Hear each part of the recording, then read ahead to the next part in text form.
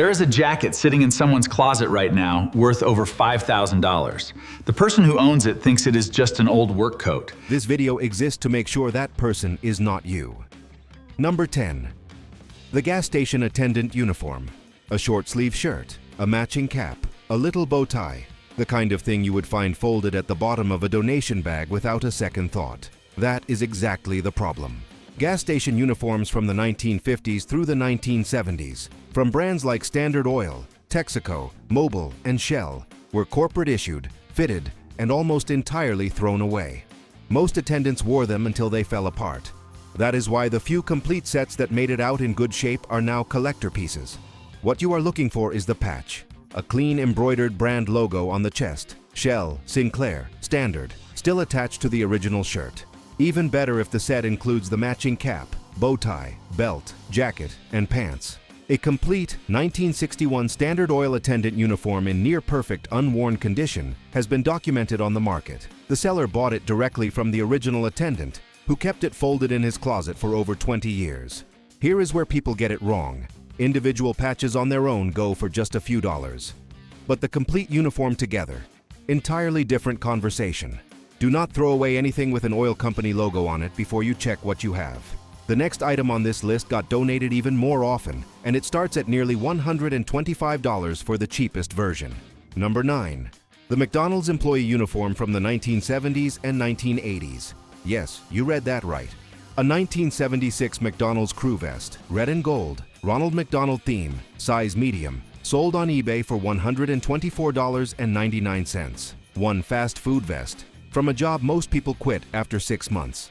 Here is why this works. McDonald's overhauled its uniform design several times across different decades. The Bluetooth tone design used from 1973 to 1975, created by the design agency Unimark International, replaced the original white uniforms. Then in the 1980s, individual franchises got to choose their own styles, which means no two stores looked alike, and almost none of those pieces were saved. What identifies the valuable ones? Full-length zipper closures, wide wing collars, embroidered Golden Arches logo, and labels from third-party manufacturers like Commercial Uniform Company. Standard shirts from the era without a special theme sell in the $20 to $60 range. The themed pieces, Ronald McDonald graphics, anniversary editions, those are the ones that hit the higher end. Nostalgia has a price tag, and 1970s fast food hits different for collectors. But that number is nothing compared to what comes next. Number 8. Boy Scout uniforms and merit badge. Sashes from the 1920s through the 1950s. Here is the mistake almost everyone makes with this category. They find an old Boy Scout uniform, the felt campaign hat, the khaki shirt, the neckerchief, and they price it as a complete set.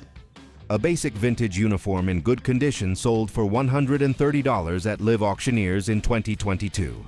Some sets go for up to $400 on eBay. That is not where the money is. The money is in what is attached to the uniform, specifically the merit badge sash.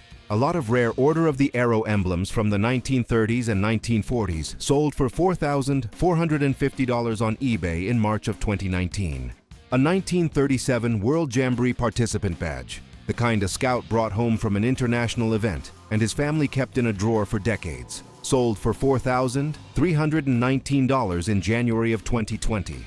A lot of BSA pins and emblems from the 1930s went for $4,735 in March of 2022. The uniform is the frame.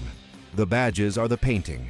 If you find an old scout uniform, do not price it as a unit. Remove the sash. Look at each badge on its own.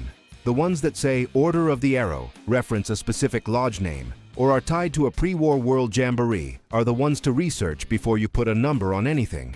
The next item is even more misread by the people who find them, and the window to find one at a good price is closing fast. Number 7.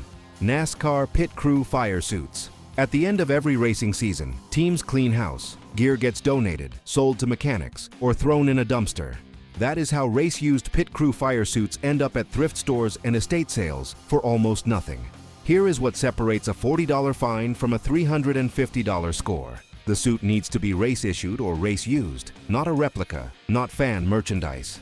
Look for the SFI certification tag, a fire safety standard label from manufacturers like Simpson, Sparco, or Impact. The driver's name or a crew position should be embroidered on the chest. A specific sponsor's logo from a specific season locks in the history of the piece. Verified sales. A Simpson fire suit from Ryan Newman's Penske team sold for $325. A team-issued suit from Greg Biffle's number 60 Granger Supply entry sold for $349.80. These are not record-breaking numbers, but they come from a category where the gap between what the seller knows and what the buyer knows is enormous. Most people selling these have no idea what they have. Most people buying them know exactly what they have. The next item is where that gap gets even wider, and where the people who know what to look for are quietly buying everything they can find. Number 6. The Varsity Letterman Jacket. Everyone knows what a Letterman jacket looks like. Almost nobody knows what makes one actually worth money. Here is the part that almost never gets explained correctly. The value is not in the letter on the chest, it is in the construction. The sleeve seam technique, the wool body quality, and what the label inside says. Look for chain stitch embroidery, a hand stitching method that is expensive to replicate today and was standard on real. The sleeves should be genuine leather, not vinyl or synthetic. The wool body should be Melton, a dense, tightly woven fabric that holds its shape and does not pill. And the interior label should reference a regional manufacturer, like Holwerda-Snoap or Eastwood's Athletics, names that mean nothing to a casual thrift shopper and everything to a collector. A 1950s Letterman jacket in brown, beige, and yellow, with leather sleeves and the right manufacturer label lists for $149.99. That is the floor on an authenticated piece in decent shape. The ceiling on this category goes much higher once you add the right history behind it. A documented school, a recognizable athlete, a program that people care about. And speaking of ceilings, the next item has one so high it belongs in a completely different conversation. Number 5.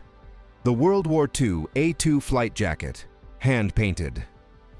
An A2 flight jacket without artwork is a collectible.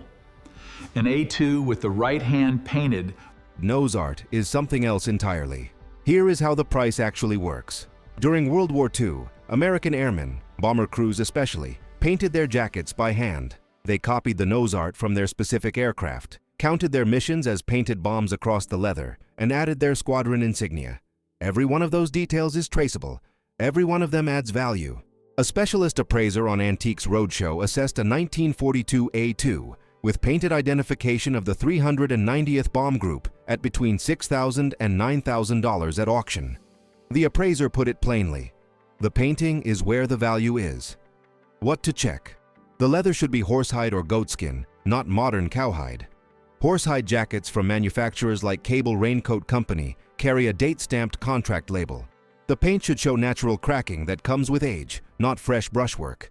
A jacket without paint or unit identification is worth a few $100s. The same jacket with documented artwork from a named crew, a named aircraft, a named mission count, that is what hits the thousands.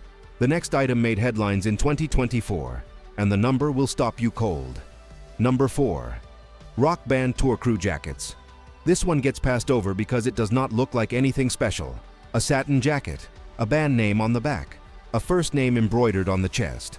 That is exactly why it keeps getting donated. Tour crew jackets, also called crew jackets or road jackets, were issued only to the technical staff. The roadies, stage managers, sound engineers, lighting crews, not to the public, not as merchandise. These were working clothes, and most of them were worn to pieces, lost, or quietly kept by the people who earned them. What identifies the real ones? The specific tour name is embroidered on the back, not heat-pressed or printed. A personal name, Mike, Dave, Terry, appears on the left chest. The manufacturer label may reference companies like Cat's Pajamas or Flocktex, which made these exclusively for the touring industry. The range is wide. Wyco Vintage, a specialist archive that authenticates vintage music pieces, lists tour crew jackets from $100 to $5,000. On eBay, documented examples include a Rolling Stones 1994 World Tour varsity jacket, a Styx Grand Decathlon crew jacket from 1979 to 1980, and a 1966 Beatles jacket. A documented lot from Gotta Have Rock and Roll, crew jackets from Parliament Funkadelic and April Wine, sourced from a sound engineer who worked with Elvis Presley, Elton John, The Grateful Dead, Fleetwood Mac, U2, and Def Leppard, entered the auction market as a single provenance package. The word that matters in all of this is provenance. A jacket with a name and a tour is a document. A jacket without one is just satin. Number 3. Flight attendant uniforms from defunct airlines. There is a rule in the collector's market that almost nobody outside of it understands. When a company stops existing, the supply of its branded objects is permanently frozen. No new ones will ever be made. Every piece that gets damaged, donated, or thrown away makes the ones that remain more valuable by simple math. Braniff International Airways shut down in 1982.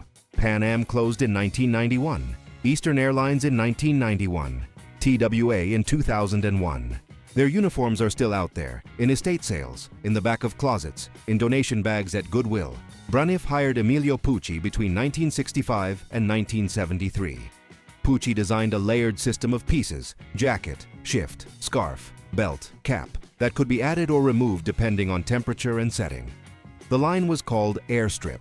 Pan Am brought in Edith Head. TWA worked with Valentino. Air West used Oleg Cassini. What identifies the Braniff and Pucci pieces specifically, the interior label reads Emilio Pucci for Braniff. The fabric is jersey knit. The patterns are psychedelic and spiral-based, immediately recognizable as Pucci. And the rarest piece of the entire collection, produced only in 1965, is the Space Bubble. A clear vinyl helmet designed to protect the flight attendant's hairstyle while walking across the tarmac in the rain. A 1976 Braniff and Pucci bodysuit and green jumper dress has been documented in auction catalogs. A Pucci for Braniff piece from 1974 has appeared on the resale platform First Dibs. If you find anything with a Braniff, Pan Am, Eastern, or TWA label, do not give it away before you understand what you are holding. The last 2 items on this list are in a different financial atmosphere entirely. Number 2. Complete airline uniform sets from the designer era. Before we get to number 1, here is a truth that the resale market runs on. Knowing that a uniform category is rare is not the same as knowing that the specific uniform in your hands is valuable. The difference lives in the details, and the details are always in the label. For vintage flight attendant uniforms from the designer era of commercial aviation, roughly 1960 to 1985, the checklist is precise. The label must name both the designer and the airline. Emilio Pucci for Braniff is not the same value as a generic Braniff piece. The original metal wings, if still pinned to the jacket, are a strong provenance signal. Any paperwork that comes with it, a training manual, an ID card, a photograph of the uniform actually being worn in service, multiplies the value. And the set should be complete. Jacket, dress or skirt, scarf, hat, and accessories together are worth far more than any single piece sold on its own. The collectors who move in this space know what every component is worth by itself and what the full set commands together. Here is the practical takeaway. If you find anything with the label of a defunct airline, photograph that label before you touch anything else. Then match the airline's operating years against the style of the piece. A Braniff uniform from 1964 and a Braniff uniform from 1981 are not the same object. Now number 1. Number 1. Game-worn athlete uniforms. Everything on this list has been about uniforms hiding in plain sight, undervalued by people who did not know what they were holding. This last item is in a category where the people who did know what they were holding paid for it accordingly. In August of 2024, a jersey worn by Babe Ruth during the 1932 World Series called Shot Game sold at Heritage Auctions for $24,120,000. It is the most expensive piece of sports memorabilia ever sold. That same jersey sold in 2005 for $940,000 before photo comparison technology confirmed exactly which game it came from. The authentication alone changed the number by more than $23 million. In the same auction session in August of 2024, a Jackie Robinson jersey from 1951 sold for $5,520,000. Michael Jordan's jersey from the 1998 NBA Finals, the final game of the Last Dance season, sold at Sotheby's for $10,100,000. That is the record for any game-worn jersey. A complete Roger Maris uniform from 1961, photo matched to 5 specific home runs, sold for just under $1,600,000 at Heritage Auctions. On the same day, a Jerry West jersey from the 1969 to 1970 season sold at Sotheby's for $868,000. Here is the mechanism behind all of these numbers: photo matching. Experts compare high-resolution photographs of the jersey being worn in-game, stitch patterns, fabric wear, number placement, against the physical piece. When the match is confirmed, the history of the object is locked. That is what turned the Babe Ruth jersey from a $940,000 piece into a $24 million one. This is not a category for casual thrift store finds, but it explains why authentication matters at every level of this market, including the gas station uniform back at number 10. The rule across all 10 items on this list is the same. The object itself is rarely where the value lives. The value lives in what you can prove about it. Check your closets. Check the labels. Look at what you have been walking past.